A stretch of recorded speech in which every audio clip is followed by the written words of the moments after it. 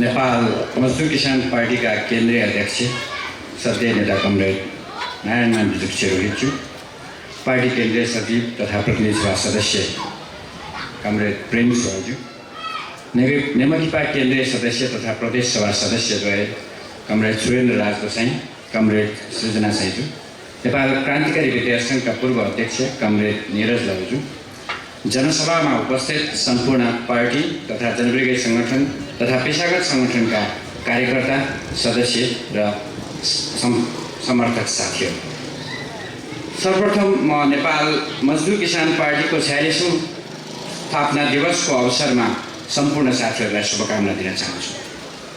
हरेक वर्ष माघ महिनामा हामी नेपाल मजदुर किसान पार्टीको स्थापना दिवस मनाउँछौँ। पार्टी स्थापना दिवस हामी कार्यकर्ताहरूको निम्ति पार्टीको विचार र पार्टीको इतिहासलाई फर्केर हेर्ने एउटा अवसर हो। पार्टी स्थापना दिवस हामी कार्यकर्ताहरूको निम्ति वर्तमान अन्यायपूर्ण व्यवस्था विरुद्ध हाम्रा अग्रजहरूको नागबेली तर सम्झौताहीन सङ्घर्षको अनुभवबाट सिकेर समाजवाद र साम्यवादको निम्ति हाम्रो सङ्घर्षमा निरन्तर अगाडि बढ्न ऊर्जा प्राप्त गर्ने अवसर पनि हो। पार्टी स्थापना दिवस हामी कार्यकर्ताहरूको निम्ति पार्टीका प्रकाशनबारे अध्ययन र छलफल गर्ने अवसर हो। पार्टी स्थापना दिवस हामी कार्यकर्ताहरूको निम्ति पार्टीको सङ्गठन, पार्टीको सक्रियता र हाम्रो आफ्नै सक्रियताबारे आत्ममूल्याङ्कन गर्ने अवसर पनि हो।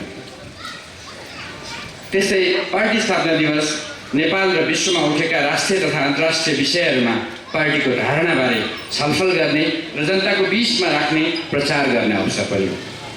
नेपाल मजदुर किसान पार्टीको 46औं स्थापना दिवसको अवसरमा आयोजित आजको यस जनसभा कार्यक्रममा म अमेरिकाको हिन्द प्रशान्त रणनीतिबारेमा केही जानकारी राख्ने कोसिस गर्छु। सन् 1991मा पूर्व सोभियत सङ्घ विघटन भएपछि र शीतयुद्धको समाप्तिपछि संसार एक ध्रुवीय विश्वमा प्रवेश गर्यो। अमेरिकालाई सैनिक रूपमा चुनौती दिन सक्ने कुनै महाशक्ति बाँकी रहेन।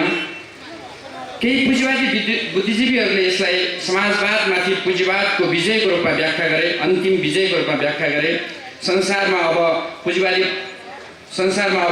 प्रजातन्त्रको अन्तिम विजय भएको र इतिहासको अन्त्य भएको फलाको गरे।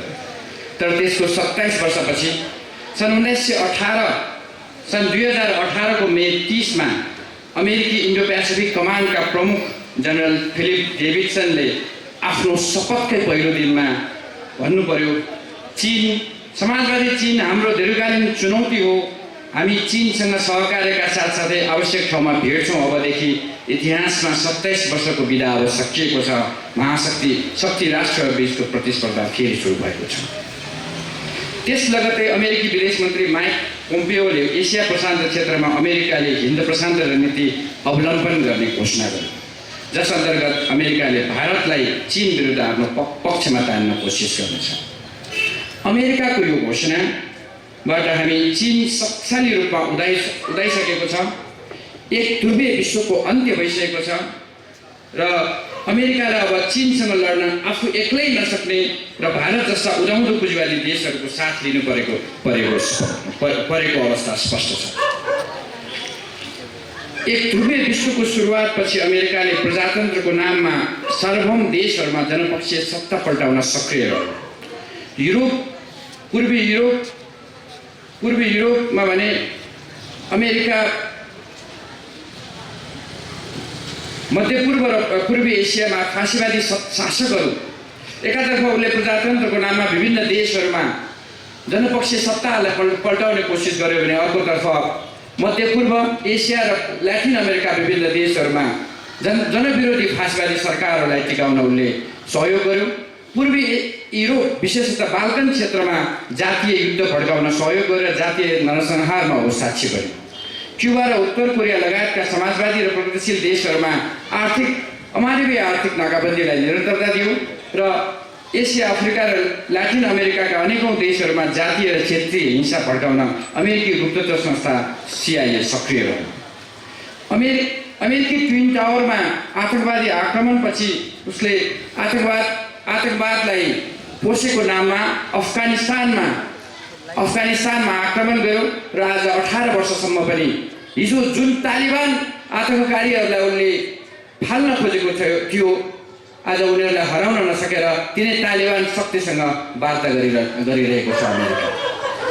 त्यस्तै आणविक शक्ति बनाएको नाममा उनले इराकमा सैनिक हस्तक्षेप गर्यो र आज 2003 मा भएको आणविक सैनिक आक्रमण आज 16 वर्षपछि पनि इराकमा अमेरिकी सेना त्यो युद्ध सकिएको छैन।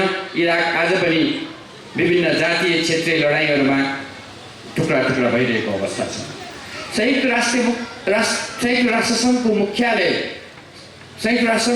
अब अमेरिका होइन, अमेरिकाबाट बाहिर सार्नुपर्छ भन्ने गद्दाफीको हत्यामा उसले सहयोग गर्यो र सिरियामा उनले सैनिक हस्तक्षेप गरेको कुरा आज हामीलाई थाहा छ। र अहिले तिनै सैनिक हस्तक्षेपको कारण लिबिया र सिरिया गृहयुद्धको चपेटामा परिरहेको हामीलाई थाहा छ। एउटा तथ्याङ्क अनुसार इराक र अफगानिस्तानको लडाइँमा मात्र अमेरिकाले 60 खर्ब डलर अथवा 6000 खर्ब नेपाली रुपियाँ खर्च गरेको छ। आज अमेरिकामा युद्धको विरोधमा जनताहरू उठिरहेका छन्। आज अमेरिकामा अमेरिकी स्वास्थ्य क्षेत्र, अमेरिकी पूर्वाधार क्षेत्र लगानीको अभावमा तडपिरहेको छ भने अमेरिकी जनताले युद्धको विरोधमा पनि आवाज उठाइरहेको अवस्था आज छ।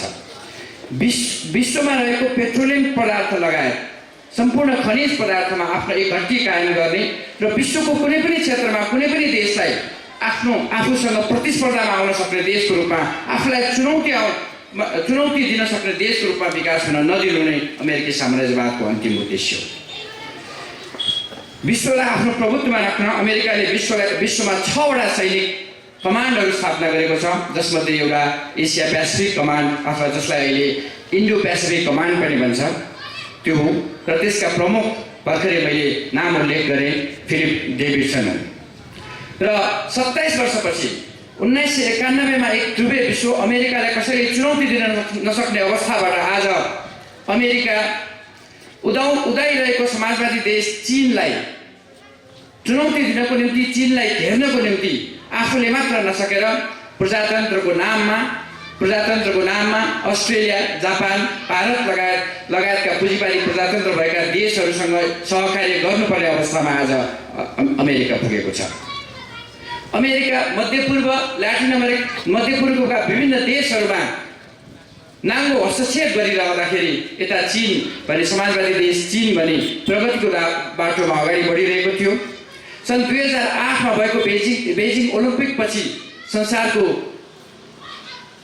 संसारमा चीन एउटा शक्ति राष्ट्रको रूपमा देखिन थाल्यो। 2009 मा हामीले 2010 मा जापानलाई उछिनेर चीन संसारको दोस्रो अर्थतन्त्रको शक्ति राष्ट्र बन्यो र 2009 बाट आज 2019 10 वर्षको फड्को मारिसकेको छ। हामीले तथ्याङ्कलाई हेर्ने हो भने 2009 मा अमेरिकाको कुल गृहस्थ उत्पादन 144 खर्ब थियो भने आज 2019 मा त्यो 48% बढेर 214 खर्ब भएको छ।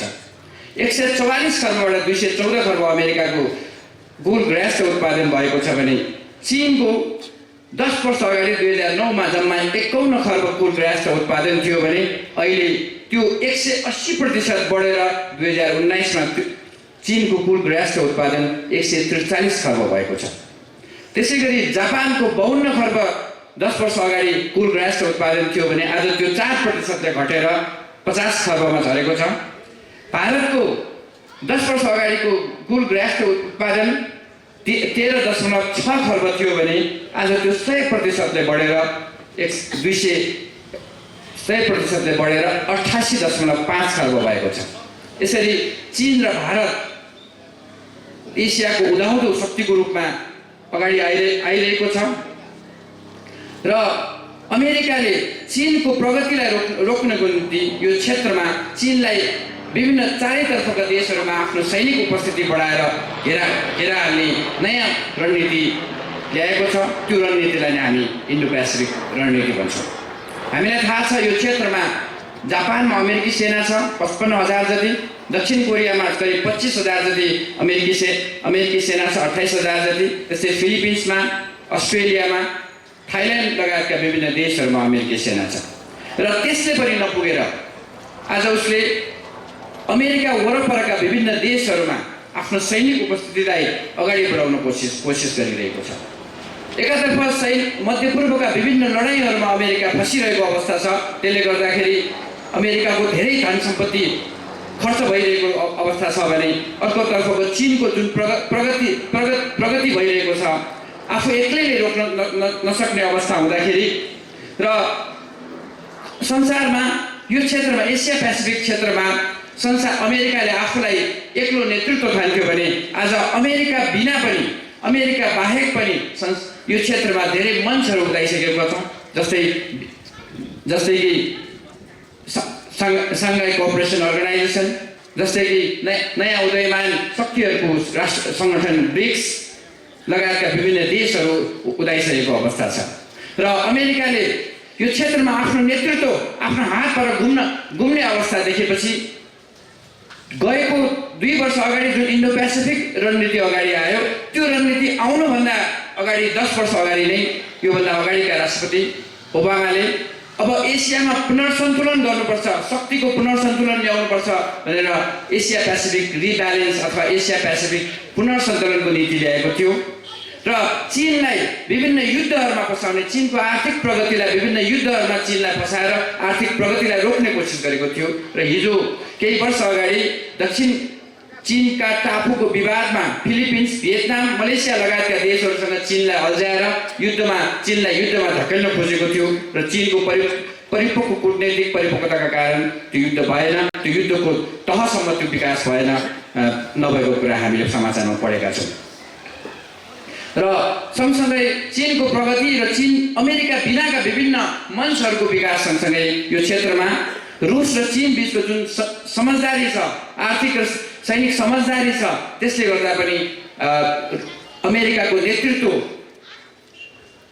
कमजोर बनाइरहेको अवस्था छ र त्यसकारण रुस र चीन बिचको यो सम्बन्धलाई भाँचो हाल्ने र चीनले आर्थिक सहकारीको जुन बेल्ट एन्ड रोड इनिसिएटिभ अथवा एक क्षेत्र एक मार्ग कार्यक्रम जो अगाडि ल्याएर गिभ एन्ड टेक अथवा दिने र लिने जुन नीति अगाडि बढाएको छ, त्यो मार्फत विभिन्न देशहरूसँग सहकारी अगाडि बढाएको छ, त्यसमा भाँजो हाल्ने उद्देश्य नै अमेरिकाको इन्डो पेसिफिक रणनीतिको उद्देश्य हो भन्ने कुरा बुझ्नलाई गाह्रो छैन। आफ्नो कमजोर भएको अमेरिकी नेतृत्व एसिया पेसिफिक क्षेत्रमा आफ्नो कमजोर भएको नेतृत्वलाई पुनर्स्थापित गर्न इन्डो पेसिफिक रणनीति अगाडि आएको भन्ने कुरा बुझ्नलाई गाह्रो छैन र प्रजातन्त्रको नाममा पुँजीवादी प्रजातान्त्रिक देशहरू अस्ट्रेलिया, जापान, भारत जस्ता देशहरूलाई आफूसँगै लगेर प्रजातन्त्रको नाममा एसिया पेसिफिक क्षेत्रमा एउटा नयाँ समाजवादी चीनको विरुद्धमा नयाँ शीत युद्ध सुरु गर्ने दुष्प्रयास अमेरिकाले गरिरहेको कुरा बुझ्न त्यति गाह्रो छैन र चीन अमेरिकाको अनुपस्थितिमा BRICS, Shanghai cooperation organisation, ASEAN +3 लगायतका विभिन्न जुन आर्थिक सहकारीका मञ्चहरू छन्, ती मञ्चहरूमा भाँजो हाल्ने कोसिस अमेरिकाले हिन्द प्रशान्त रणनीति मार्फत गर्न खोजिरहेको कुरा बुझ्न गाह्रो छैन र इन्डो प्रशान्त रणनीतिलाई सफल बनाउनको निम्ति उसले आफ्नो शक्तिले मात्र नभएर उदाउँदो पुँजीवादी शक्ति भारतलाई आफ्नो पक्षमा ल्याउन कोसिस गरिरहेको छ र त्यसैको एउटा कडीको रूपमा उसले भारतसँग विभिन्न नयाँ सहकारीहरू अगाडि बढाइरहेको छ र चीनका वरपरमा रहेका विभिन्न देशहरूसँग उसले विभिन्न नाममा आफ्नो सैनिक उपस्थिति बढाउन कोसिस गरिरहेको छ र त्यसैको एउटा कडी नै अहिले हामीले सुनिरहेको MCC अथवा मिलेनियम च्यालेन्ज कोअपरेसन अथवा नेपालीमा भन्नुपर्दाखेरि सहस्राब्दी चुनौती निगम हो र MCC का कार्यक्रमहरू हिजो 2004-05 मा पनि नेपालमा ल्याउन कोसिस गरिएको थियो तर त्यति बेला MCC लागू गर्नको निम्ति अमेरिकाले विभिन्न देशहरूमा विभिन्न परीक्षाहरू लिने गर्छ, मानव अधिकारको कुरा गर्ने गर्छ, प्रजातन्त्रको कुरा गर्ने गर्छ, आर्थिक पारदर्शिताको कुरा गर्ने गर्छ। हिजो 2004-05-06-07 मा जब नेपाली सरकारले नेपाली पक्षले MCC को पक्षमा प्रस्तावहरू लग्दाखेरि अमेरिकी पक्षले प्रष्ट रूपमा के भनेको थियो भने नेपालमा आर्थिक पारदर्शिता छैन, नेपालमा भ्रष्टाचार छ, नेपालमा राजनीतिक स्वतन्त्रता छैन, नेपालमा भ्रष्टाचार व्याप्त छ भनेर यो कार्यक्रम एमसिसी कार्यक्रम लागू हुन सक्दैन भन्ने कुरा अगाडि ल्याएको थियो। किनभने एमसिसी कार्यक्रम अगाडि बढाउनुको एउटा मुख्य उद्देश्य अफ्रिकी क्षेत्रमा चीनको लगानी जुन बढिरहेको छ त्यसलाई रोक्नु थियो र हामीले एमसिसीको कार्यक्रम अहिले पनि जति पनि देशहरूमा लागू भएका छन् ती देशहरू हामी सरस्वती हेऱ्यौँ भने आधाभन्दा बढी अफ्रिकी देशहरू छन्। किनभने 2000 को दशकमा अफ्रिकाका धेरै देशहरूमा एमसिसीका कार्यक्रमहरू लागू भए जसको एउटै मात्र उद्देश्य चीनको लगानीलाई चीनको प्रभावलाई घटाउनु थियो। र आज बिस्तारै एसिया प्रशान्त क्षेत्रमा चिनिया नेतृत्वमा आर्थिक सहकार्यहरू अगाडि बढाउँदाखेरि आज नेपाल, मङ्गोलिया, इन्डोनेसिया लगायतका चीन वरपर रहेका देशहरूमा यो लगानी एमसिसीको नाममा अमेरिकाले आफ्नो सैनिक उपस्थिति बढाउन खोजिरहेको छ। त्यसकारण अमेरिकाको हिन्द प्रशान्त रणनीति चीनलाई घेर्ने, समाजवादी चीनको प्रगतिलाई रोक्ने र चीनलाई घेर्न विभिन्न पुँजीवादी प्रजातन्त्रको नाममा नयाँ युद्ध सुरु गर्ने एउटा षड्यन्त्र हो भन्ने कुरा जनताको बीचमा हामीले उद्योग्याउँदै जानुपर्छ भन्ने कुरा राख्दै बिदा हुन्छु। धन्यवाद।